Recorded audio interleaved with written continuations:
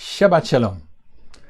Today we are going to have a study with the thought behind it. What is more important, your freedom or to take into consideration the other person? That is the thing. You might say, well, that is not a good choice because we can have freedom and do the same thing. But I will paint you images where you see that freedom would be at the cost of the other person in certain contexts, and then it is more difficult and it's more a challenge then to make your choice. What's more important, my freedom, or to take into consideration, make the other person also part of my environment, my life. So with that in mind, we're going to do the first text of today in the Torah, coming from Numbers chapter 36, verse 8 through 12. Today is the first day of the Hebrew month of Av, a month in which we think of the disasters that have taken place against Israel, against the temples, against the city of Jerusalem. And we are glad that we have our own land, our own country in the Middle East, where we are safe against that kind of animosity and hostility. So it's a special month, a month of looking inside, searching soul, and stuff like that. This study is also in that light. The first text, Numbers 36, 8 through 12. Every daughter. This is a little bit going back to the last week's study, but then moving on with the next step. Every daughter who possesses an inheritance in any tribe of the children of Israel shall be wife to one of the family of the tribe of her father, that the children of Israel may possess, every man, the inheritance of his fathers. So shall no inheritance be removed from one tribe to another tribe, for the tribes of the children of Israel shall each keep his own inheritance. The daughters of Tzlofchad did as Adonai commanded Moses, for Machlah, Tirzah, and Choglah, and Milcah and Noah. The daughters of Tzlofchad were married to their father's brothers' sons. That's close, but that's how it went in those days. They were married into the families of the sons of Manasseh, the son of Joseph, and their inheritance remained in the tribe of the family of their father. That's what they wanted, and that's what took place. So there was a change in the Torah because of these 5 women.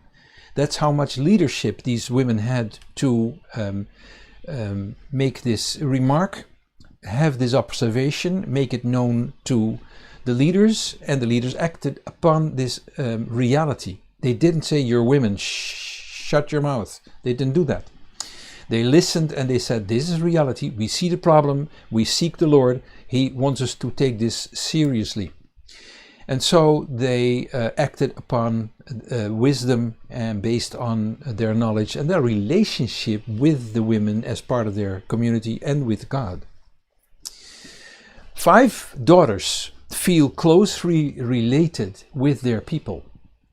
Also, they feel not less related with their tribe, and also even more related with their family. With them the most, I think.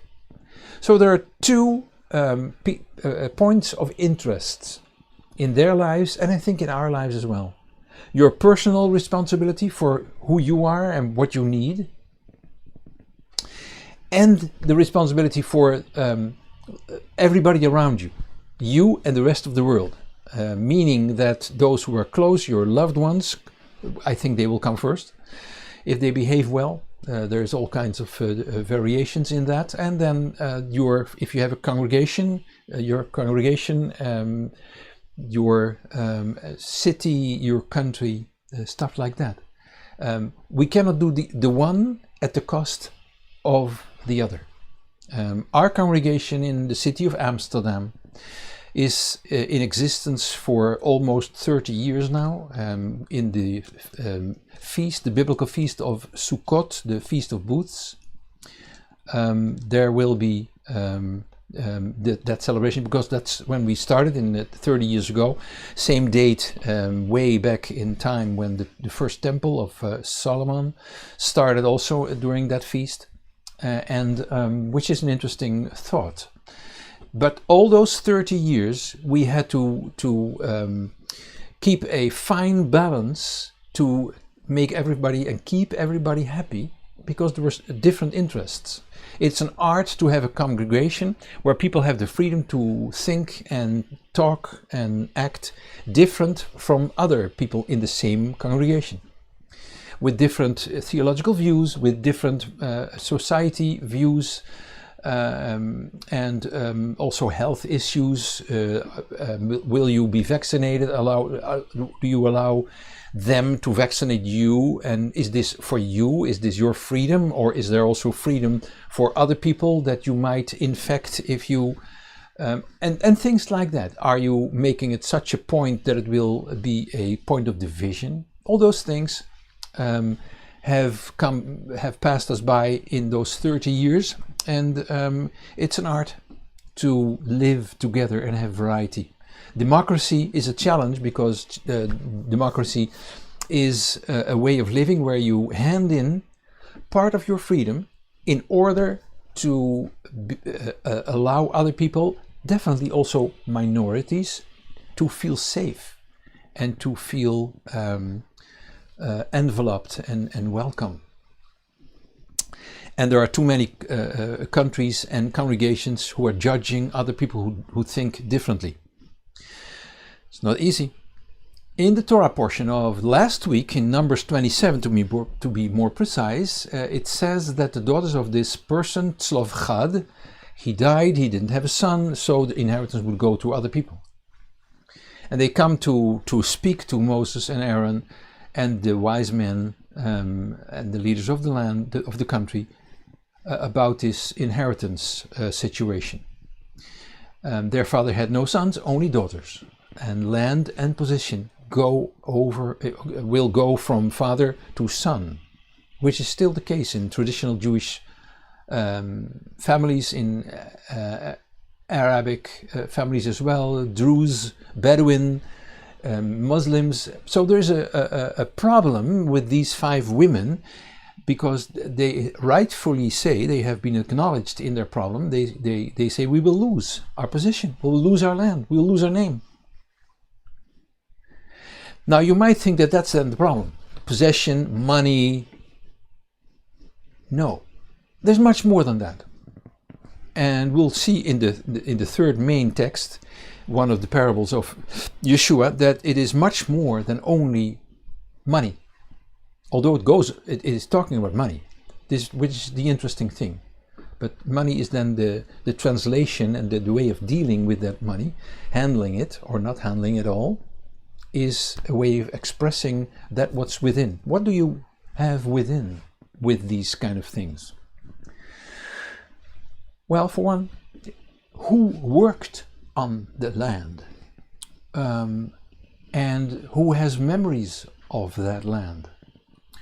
Who has memories of a house, a home in which you lived when you were smaller, with family memories? The chair of grandfather, the pots and pans of grandmother, the stroller of the grandmother when she was a baby. Where were the most beautiful, the most romantic spots where you were taking care of the goats, or where you walked the dog? Where were the most quiet places in the land or in your neighborhood, where you watched the boy or the girl of the neighbors with a desire in your heart to marry that person? Those kind of feelings are the reality of your life, and they are connected to the earthly possessions. This is not only land and possession, money and stuff like that. Like in all inheritance situations, there's more, but the greed takes over often. So it's not only land and possession, it's not only jurisdiction, there's not only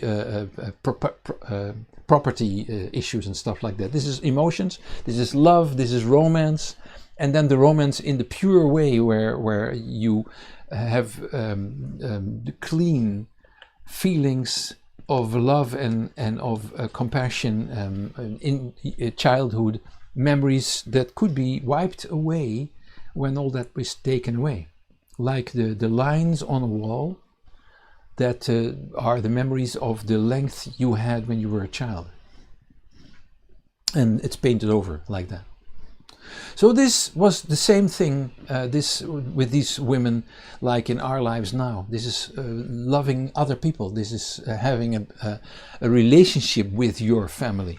And this was the importance of having a family with a past, a family or a congregation in the present in which we live, and then also thinking of the future.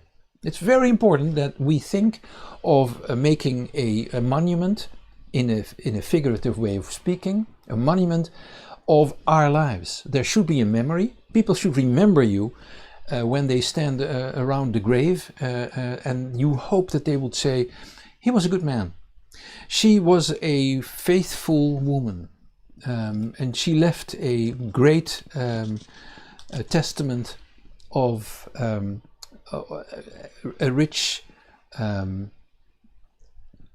way of the person that is now passed away, the way she or he dealt with other people, taught the children in the congregation, gave an example, and stuff like that. If you have children, also if you have no children of your own, the teaching of the children might be that monument that you leave for generations to come. Important. So see the importance that family has future and is part of the future, is building the future, and you are still part of it when you're alive. Not only because Torah says it, because your soul feels at home with this, because this is what souls are doing. They know these timelines, being not limited by those timelines. Our soul is not. Because our soul is connected, is interwoven with family, with congregation members. So not only Israel, but also soulmates of Israel, worshipping the same God, worshipping the same texts, in the sense that we worship the texts in terms of respecting and applying them.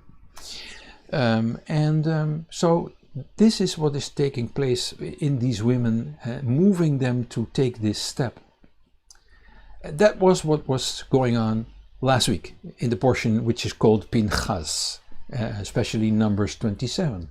And Moses made the decision in the text that I'm going to read now. It's also on the screen, Numbers 27 verse 7 and 8, and it says, the daughters of Tzlofchad, this is the man who died and had only daughters and no sons, they speak right. You shall surely give them a possession, these daughters, of an inheritance among their father's brothers, and you shall cause the inheritance of their father to pass to them. New thing, a new amendment to the existing law. And you shall also speak to the children of Israel, saying, if a man dies and has no son, then you shall cause his inheritance to pass to his daughter. In the portion of today, the heads of the family of the same tribe of Manasseh go to Moses, to let him know that this change causes a new problem. And this is the challenge of our lives. Things go as they go. It looks like things go smooth. Somebody has a problem with something. Listen to the problem. Listen to the person. Always do. And then deal with it. Think of it as a problem that can be solved.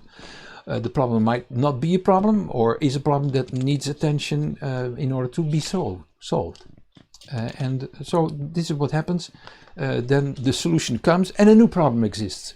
That's no problem. The solution that you took first, like this one of last week, was not a wrong thing, but it causes, of course, every solution creates a plus which has a balance with a minus that needs to be solved as well. Because if such a daughter with no brothers marries with someone from a different tribe, this was the situation in Israel at the time, in our lives it can be something else, but it has similarities, then she will take, because of this new law that Moses just brought into being, then she will take the possession of her father with her to that new, different tribe. So in the time before the change of law of the Torah, when she lost her possession, it was because she wasn't a man. And there was not the problem that possession of one tribe would go into the other tribe. Now, with the change that Moses made, this problem started to exist. The man has the name of the tribe, and that doesn't change, and still so. The halakha, the Jewish rabbinical response to Torah questions, prescribes that if the mother is Jewish, her child is Jewish, and the father gives the name of the tribe.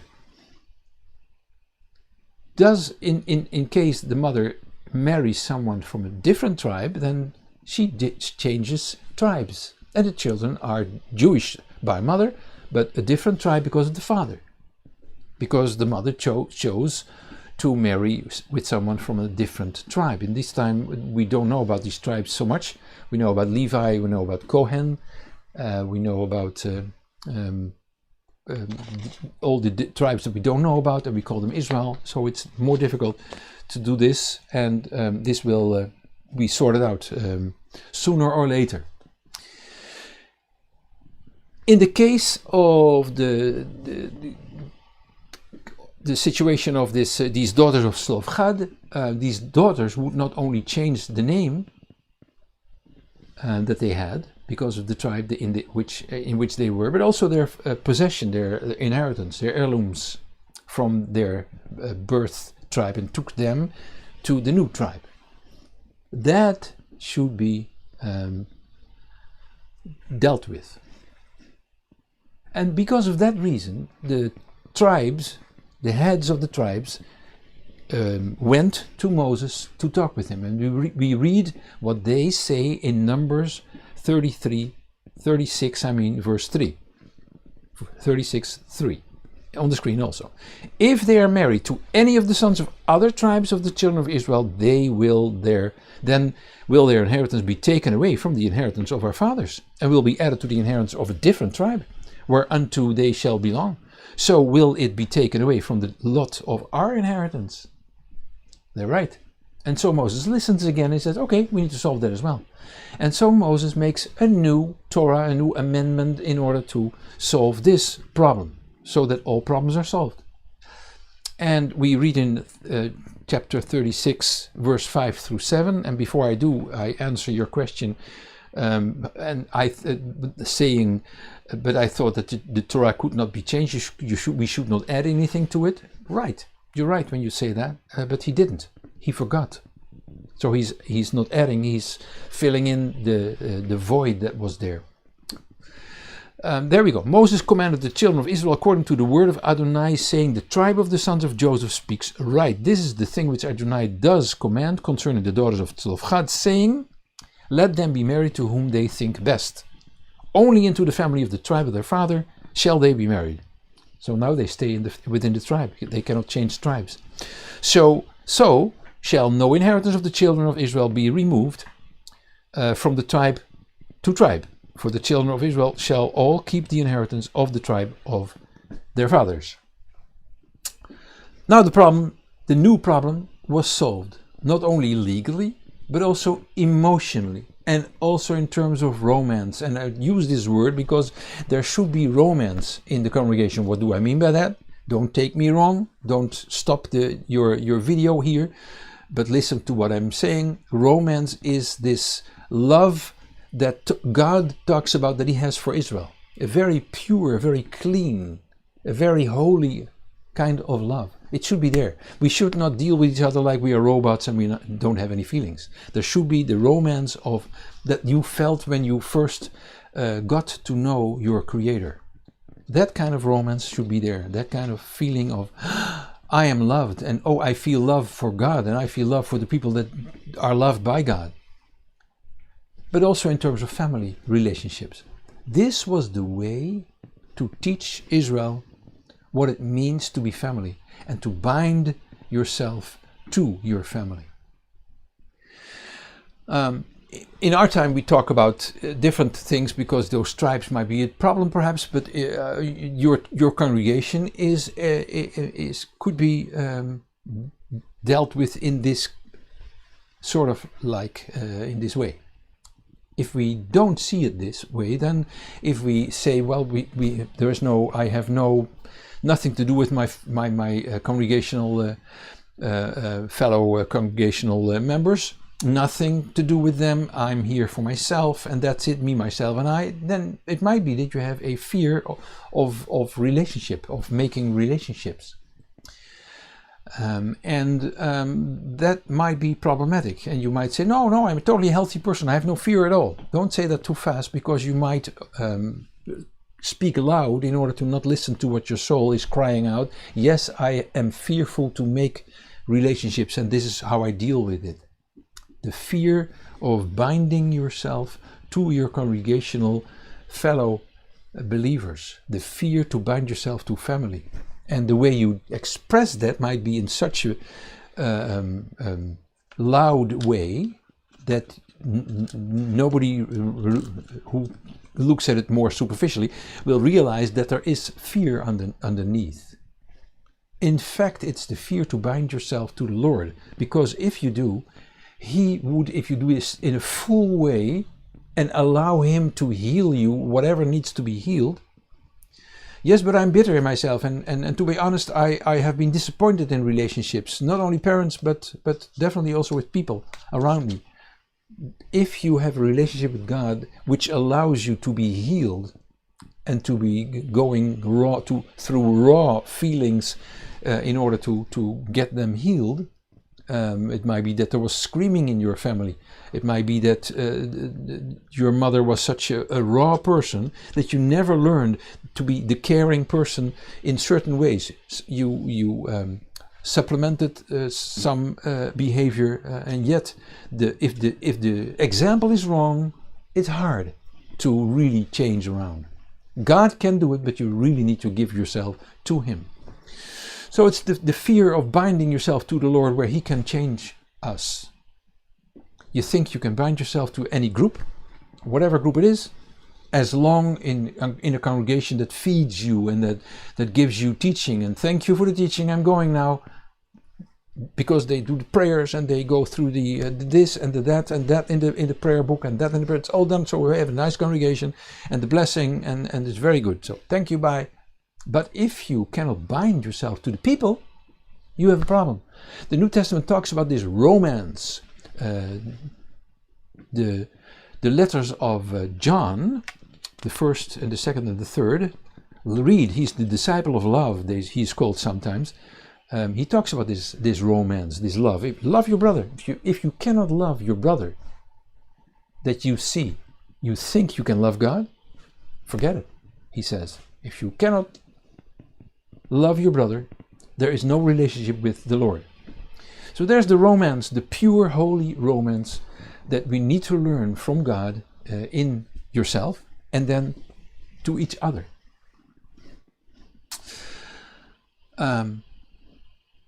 In the Bible talks about the love that God can give, which is a love that brings you into His presence in an incredible way, in such a way that it's almost like you're born again. And it talks about it in words where the word racham and rachamim is used in the Hebrew, which means to care. But the word racham also means uterus, which is strange, of course, because we're talking about God. But it's almost like God is inviting people into a uterus situation, being born.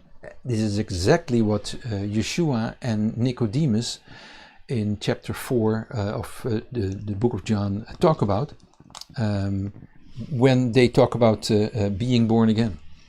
It is not speaking in tongues, it is this feeling of God in such a way that it overwhelms you totally. Yes, we're talking about this not only about technical things, but we talk about the feelings and the romance and the walking the dog and the cleaning of toilets in the building where your congregation meets weekly, and the memories you have, not because of the task, but because of the people you serve. You do it for them, you do it for God. Teaching the children. But if this fear of binding yourself to other people exists, then you don't dare to make those relationships. Then you're off and on in your congregation, perhaps even each week. But actively involved, perhaps you're not, and you have a reason for that. And a wheelchair is one reason. But if you're not in a wheelchair, what would be stopping you from being involved with people, not in tasks, where you don't have to speak with people, no, but with people. Is what this text is challenging us to do. Is it your congregation? Can you call it your congregation and your services? This is what the book of Hebrews, the letter to the Hebrews, is talking about. But if you cannot, perhaps there's this fear of binding to people, which might express itself in other situations as well. Fear of binding to God, fear of binding to tribe members, of family members, of congregational members, being also interested in what you say and how your words are received in the other person's ears or in his or her eyes. Because you can also cause someone else to be afraid of binding to you, chasing them away because of the way you might behave. If you're perfect, then it's other people who behave themselves in the wrong way to you. That's also possible. And how is this possible? It is possible when you care more about your own freedom and place this above other people than to be considerate with other people. And there is examples in the New Testament. I want to show you one in the letter of Paul to the Corinthians in the city of Corinth. It's 1 Corinthians chapter 8, verse 8 and 9. And I read, but food he talks about, and to be immediately clear, this is not dietary laws he talks about. He talks about food which is dedicated to idols.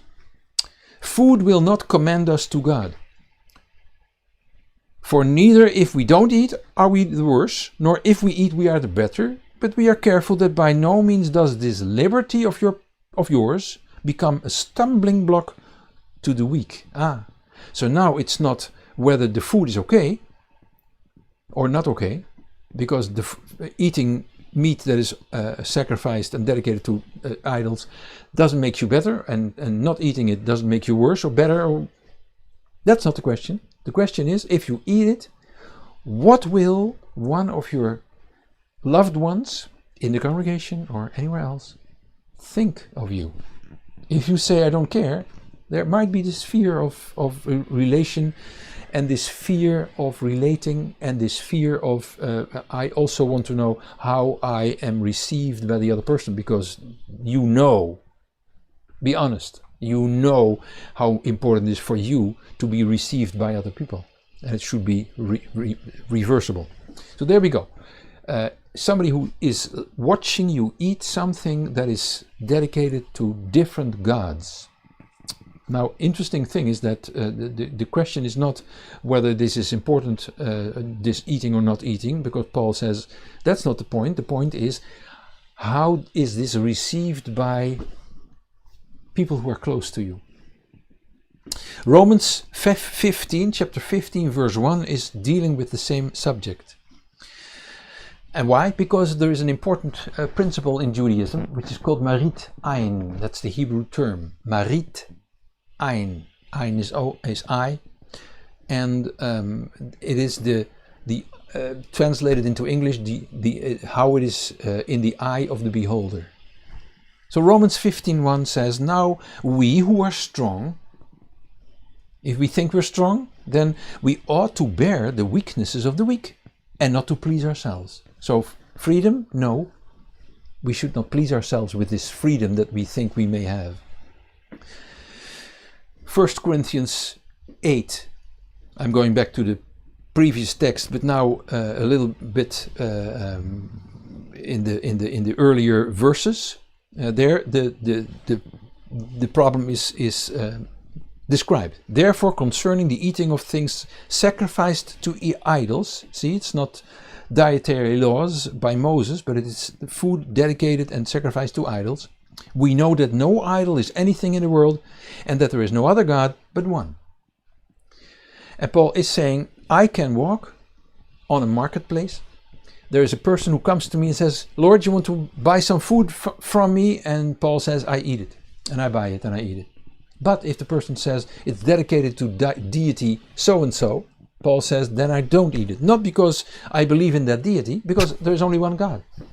But I don't want to be, in the eyes of the beholder, be someone who says, I don't care, I eat it anyway. Then I don't eat it. For the eyes of the beholder, for this marit ein principle, which is a very important principle. It's the principle of people who care about each other. And also, how do I look in your eyes? How do you receive me? How do you read me? Very important. That's a higher way of dealing with each other.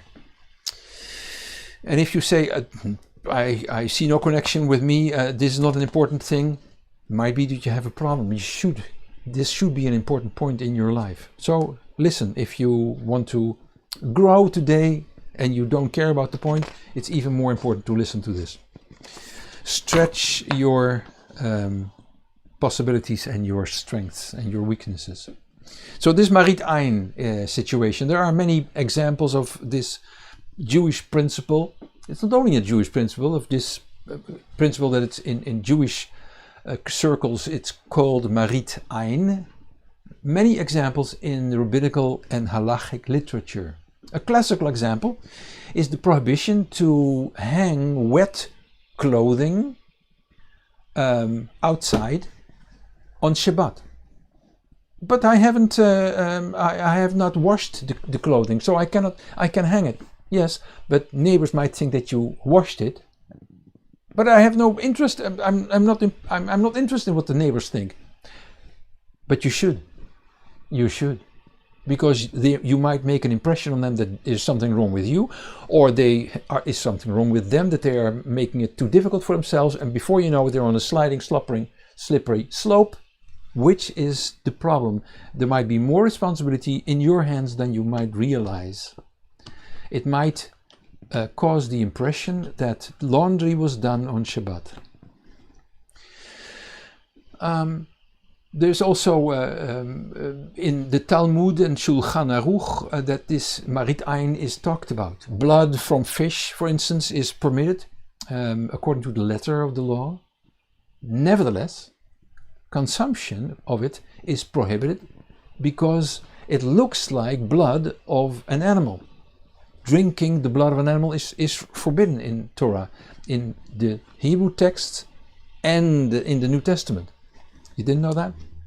Yeah, but that was for the Jews. Don't say that. New Testament. If you say New Testament, I think you should not do tricks to rationalize things away. If there are the scales of the fish present on the same plate, people will realize, this is fish stuff. It's a fishy situation, so it's all right. In this case, it's all right. And so the person can eat it. There's nothing wrong there.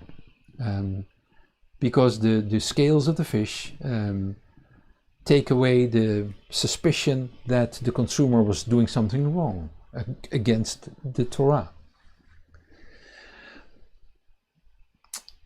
You think, yeah, well, this is something for a rabbi to have this example. I don't have to do it. We all are examples. We all are building on this monument for when we're not there anymore on earth. This scholar Rima talks about this and allows a practice of mixing chicken with milk from nuts.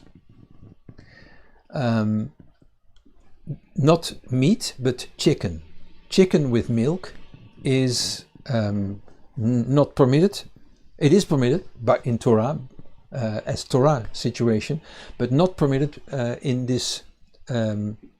And you might think, well, this is all very technical. Yes, but those are examples of how to think in this Jewish way of taking the other person into your consideration. So hear me out, please. Short but sweet. So the mixing of chicken with milk is forbidden because it gives the impression that you mix milk with meat. It's sometimes not easy to make it to discern between chicken meat and meat of an animal, a kosher animal, of course. But nut milk is okay because of the chicken with this situation, and so it is okay. The Marit Ein situation is not applicable. But if you have the same nut milk and you mix it with meat of an animal, of a cow, then Marit Ein would be applicable, because mixing cow meat and cow milk is a forbidden situation according to halakha. It's a forbidden situation because in Orthodox Judaism this is a forbidden mix. But if you have this nut milk, it's only the impression that you're doing something wrong. So what you do is you put some nuts on your plate and you show, no people, this is nut milk, I can show you with the nuts. I want to take away this suspicious situation. Only to be aware of the feelings of the other person. What is freedom for one person can be a reason for someone else to shy away. So what's more important, freedom or taking into considerations the interest of the other person? Jeremiah talks about this same subject, the same topic, and I will read the text.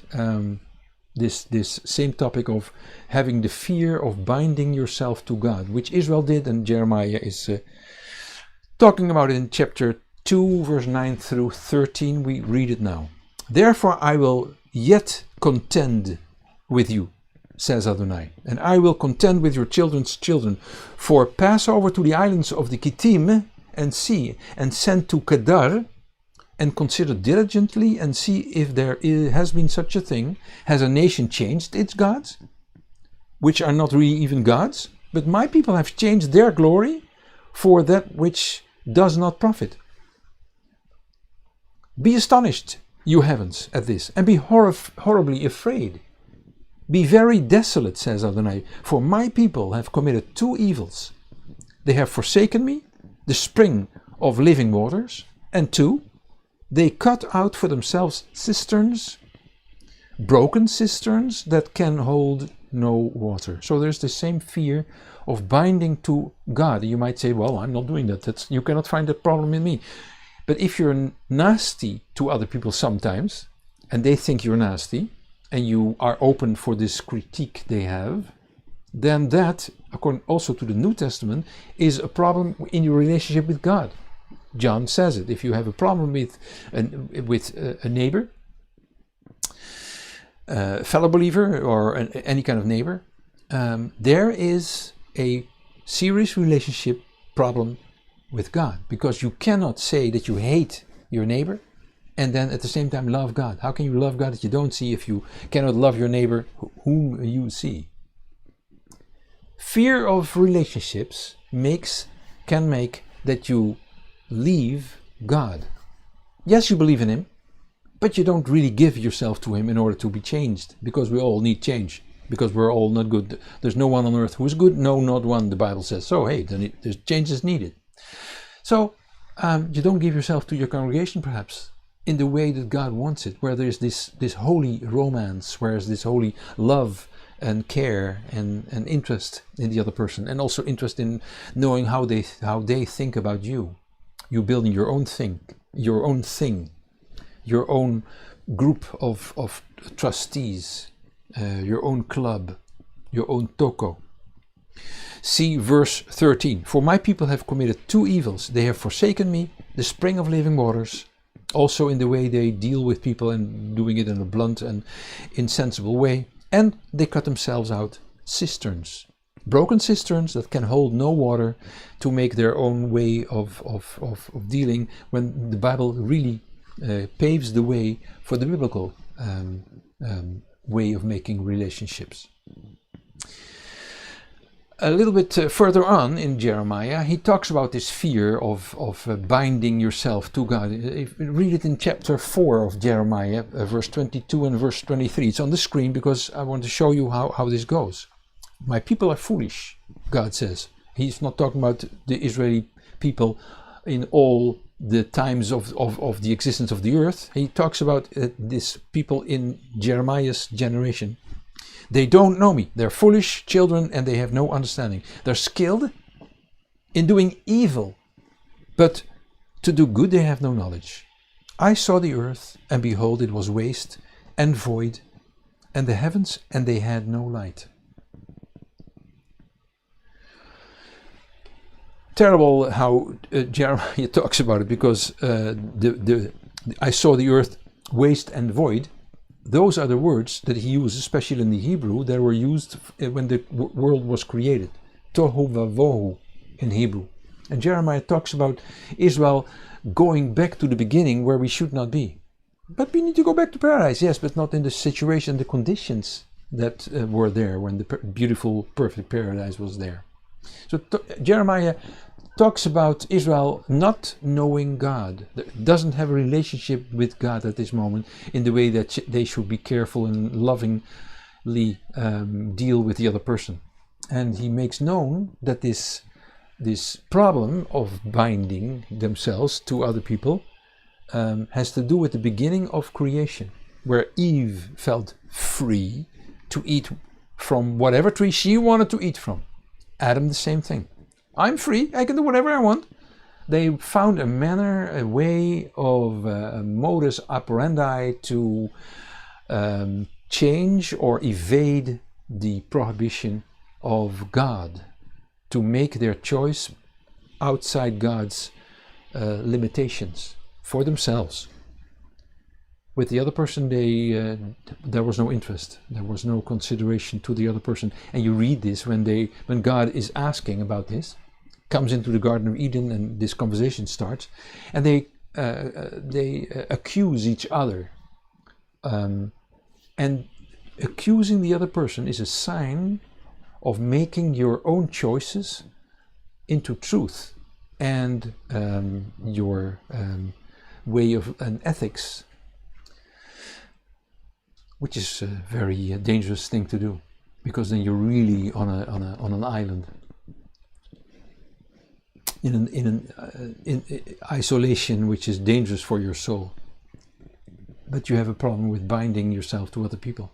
It might be a problem from your youth. Perhaps your father gave you a wrong example. Perhaps your mother was caring, but she was such a control freak that you still don't even dare to think that she was making the wrong choices and had wrong behavior to you, because of this control still being there on your thoughts. We need to do about that.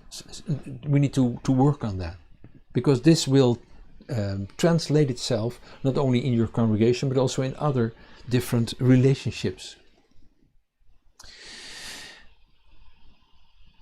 In a group like a congregation, a spiritual congregation, a church, a synagogue, it is a sign of fear of relationship when you cry, freedom, freedom, we need freedom. And still people do that in this time and age in terms of this COVID stuff. And I'm not taking sides when I say this, I'm just saying that there is so much division. Why? Why is this dangerous? Why is this not good? Because being congregation, being a believer, is to hand in a piece of your freedom. That's what it takes. Like when you want a good relationship, but I want to have my own freedoms. And if the other person doesn't want it, he can go, she can leave. That's not building relationships. A adult relationship, I learned this from friends on TV. I'm joking, but an adult relationship is to be aware of the freedom you have and then to freely hand in pieces of your freedom in order to make a unity which may cause a larger freedom than you had before. Democracy, the same thing. Democracy means to live and to handle with and to deal with and to decide with compromise in a way that you to take a step forward to the other person, and he or she does also, in order to build up a unity that goes further than the subject being talked about. Handing in a little piece of personal freedom in order to build a greater freedom and safety for the people who are governing and the inhabitants, the citizens of the country. Marit Ein, this Jewish principle, is asking for handing in a little bit of your freedom. Don't cry freedom, talk about considering the other person, the interest of the other person. Healthy. Berit Chadashah, the third main text, is from Luke 19:12 through 19. We read, "He said therefore a certain nobleman went into a far country to receive for himself a kingdom and be crowned king, and then to return." He's talking about himself, Yeshua, and it's an interesting way of describing his two comings on earth, which is also mentioned in Sanhedrin and also in Talmud and also in the several prophets of our Jewish Bible. He called then 10 servants before he left, 10 servants of his, and gave them 10 times 100 golden drachmen and told them, "Stay busy until I come." But his citizens hated him and sent an envoy after him, saying, "We don't want this man to reign over us." Oh, those disobedient Jews, some will say. When you hear this, don't say it, because everybody is a sinner and no one does good, the Bible says. So realize that this is a text for all of us, all of you. We don't want this man to reign over us. It happened when he had come back again, having received the kingdom, that he commanded these servants, when the day of judgment would come, these servants to whom he had given the money, to be called to him, that he might know what they had gained by conducting business. The first came before him, saying, "Lord, your 100 golden drachmen have made 10 times 100 golden drachmen profit." He said to him, "Wow, well done, you good servant. Because you were found faithful with very little, you shall have authority over 10 cities. 10 times 10 cities. The second came, saying, Your 100 golden drachmen, Lord, have made 5 times 100 golden drachmen profit. So he said to him, And you are to be over 5 cities. This is teaching us something. In this parable of the drachmen, it talks about the fear of binding themselves to this nobleman. Yeshua is talking about the time that he is not with us, the time in which we live right now. He will return as king. In the meantime, we need to do as he says. In Luke 19 verse 13, it says we need to stay busy until I come. And if you ask, busy with what? Read Matthew 5 verse 19, because there it says what we should be busy with. Also Ephesians 2 verse 10, where it also says we are saved by grace in order, verse 10, to do the things that he prepared beforehand, which is Torah. 2 of the servants are doing good. They receive responsibility greater than they had before from the nobleman of high descent. What kind of responsibility? To deal with what he gives them and to govern in those cities until he comes back. No, not till he came back already, but to deal with those cities. Where? Of their choice? No. No, because they're servants. They're servants of this nobleman, and that means that they do it where he says. They govern and they work where he says them to do this. In the house of this man. 2 men do right, 1 doesn't do so good. This is, I think, the ratio in congregations where a lot of people are doing good stuff, and they're doing sometimes the stuff of the tasks of the people who don't do a thing, and they come there and they go and they warm the seats and they drink the coffee and the tea and they say thank you, have a good week and be blessed. 2/3 work hard, perhaps the ratio is different in your congregation, and gives as a servant. 1/3 is member, does certain things, nice things, things that okay, those things I want to do. I want to do this. I have the freedom to say no, and they choose whatever they want to do and evade their heavy responsibilities. It's not really bound. Doesn't feel really bound because there's this fear of binding. Make sure that you are part of the building majority. Read what this one slave servant was saying in Luke 19 verse 20 through 26. Let's read together, it's on the screen. Another came, the third one, says, Lord, behold, your 100 golden drachmen, which I kept laid away in a handkerchief. Here they are again. Good, right? No, not good. For I feared you, here's the fear, because you are an exacting man. You take up that which you didn't lay down, and you reap which you didn't sow. You harvest what you didn't sow. He said to him, out of your own mouth will I judge you, you wicked servant. Yeah, but I was afraid. I have this fear of relationship. That's wicked. You should not have this fear. There's something wrong with you. You knew that I am an exacting man, taking up that which I didn't lay down and reaping, harvesting that which I didn't sow. Then why didn't you deposit my money in the bank? Citibank, Jerusalem Citibank, New York City Bank. And at my coming I might have earned interest on it. This is a Jewish joke, because what Yeshua is really saying is, there's something wrong with your feelings, there's something wrong in your soul, there's something wrong with lacking this romance thing in the spiritual way. And he's talking about the money, to say you could have done, if you lack in all that, at least you could have made some money. Jewish joke. He said to those who stood by, take the 100 golden drachmen away from him and give those to him who has the 10 times 100 golden drachmen. They said to him, Lord, but the guy with the 10 times 100 with 1,000 golden drachmen, he has already 1,000 golden drachmen. So why? And Yeshua says, I will tell you that to everyone who has, more will be given. But from him who doesn't have, even that which he has will be taken away from him. Harsh. Is this talking about possession? No. Of course it talks about possession. I cannot deny that. But is it really about possession? No. In the deepest meaning it's not possession, because it talks about this romance, it talks about the memories, it talks about the love relationship, which is a quality that goes beyond the realm and the limitation of time and space. This is eternity quality.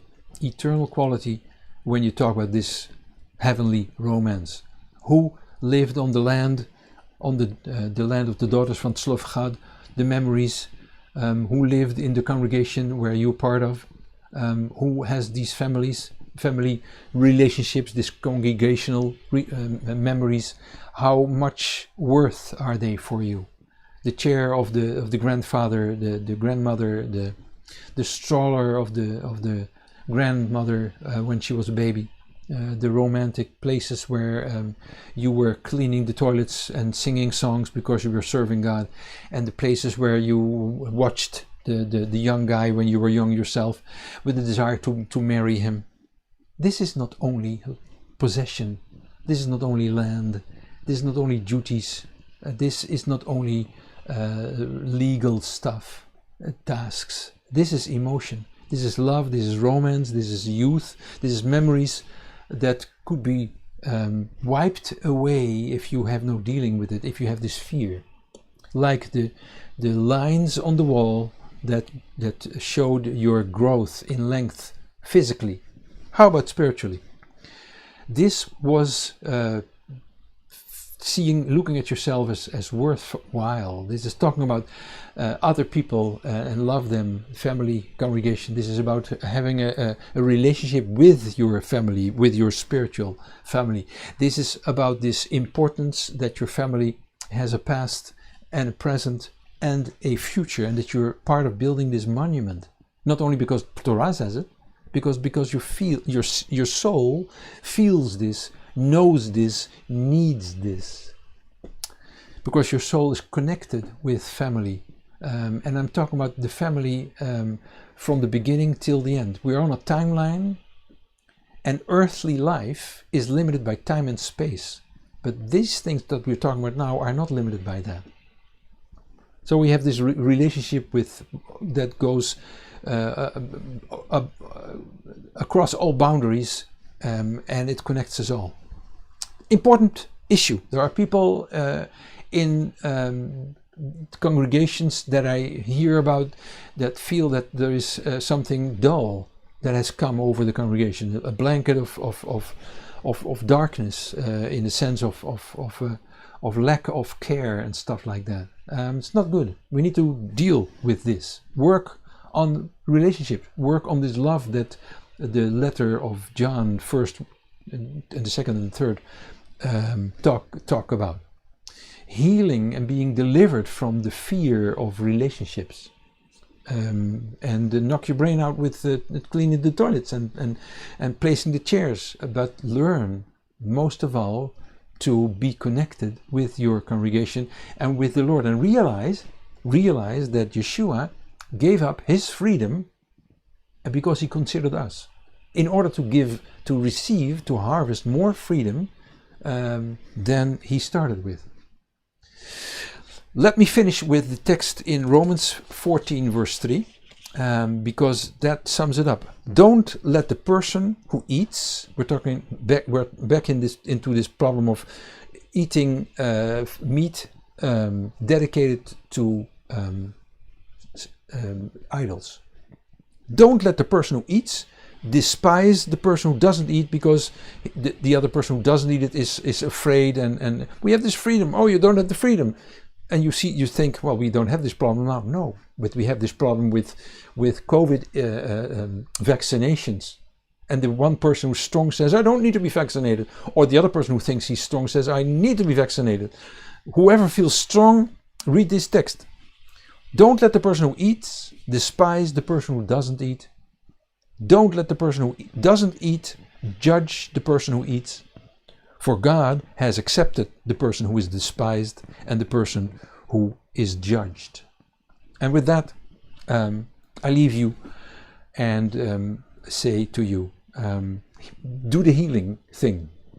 Do this relationship and say to God, God, I want to feel those romance feelings in my soul that people like David sings about in his Psalms, that Paul rejoices about in his wise words, and that Yeshua talks about, 1st and 2nd and 3rd John, the letter, talk about. I want to have the same feeling, because I feel that with that there comes color where my life was black and white. I need the color. I need the coloring in by the lights of Yeshua, the heavenly light that will shine on me. That would be a good thing to have it. Well, sounded almost like a prayer, I think. Shabbat Shalom.